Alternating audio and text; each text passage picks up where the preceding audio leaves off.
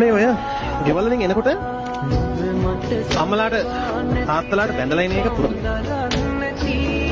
බැඳලා තාත් අපිට යන්නම් එක්ක අම්මේ යන්නම් කියලා කියන පුරු වෙන්න. ඒක පුරු වෙන්න. දෙමාපියෝ ඉන්න තැනින් එළියට එනකොට ඒගොල්ලන්ට සමුගැනීමක් දෙන්න ඕනද ලස්සන එක.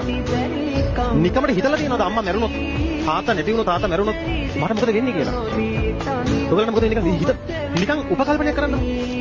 ඉතින් මේවා හිතන්න ඕන. මේවා මේ අසුබ දේවල්, හොඳ නැති දේවල් කියලා ඒ මහා බූරුව තමයි කල්පනා කරන්නේ. නිකන් අගේ තේරෙන්නේ නැහැ. තේරෙන්නේ නැහැ. කොච්චර තේරෙනවා කිව්වත් තේරෙන්නේ නැහැ. දැන් අද මේ පන්තියේ ඇති ළමයි තාත්තත් එක්ක වලි දාගෙන ආපු අය. අම්මා එක්ක වලි දාගෙන ආපු අය ඇති. අම්මට බැනලා ආපු ළමයි ඇති මේ පන්තියේ.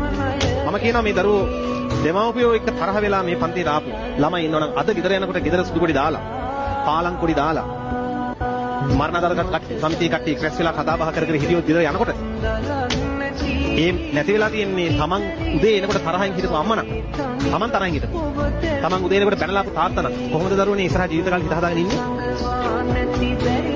මට කියන කොහොමද ඉස්සරහ ජීවිත කාලෙ හිත හදාගෙන ඉන්නේ කියලා මැරෙනකම් ඔයාලා මැරෙනතුරු අම්මගේ තාත්තගේ රූපේ ෆොටෝ එකකින් හරි දකින්න හැම වෙලේම මතක නැද්ද?